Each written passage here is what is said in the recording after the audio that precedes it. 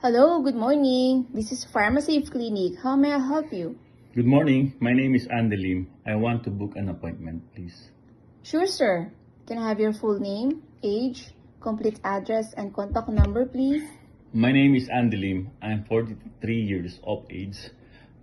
My address is 143 Riverside, Canada, and my contact number is 900-222-7890. Thank you for that. Your family doctor is Dr. Peters, right? Yes, ma'am. And I hope he will be available this coming weekend. I will check if Dr. Peters is available this weekend. Sure, thanks. Hello, sir. I'm so sorry, Mr. Lim, but Dr. Peters is out of the country and he's not available this weekend. If you want, I can book you an appointment with Dr. Brown. Okay then. I really need to be checked up.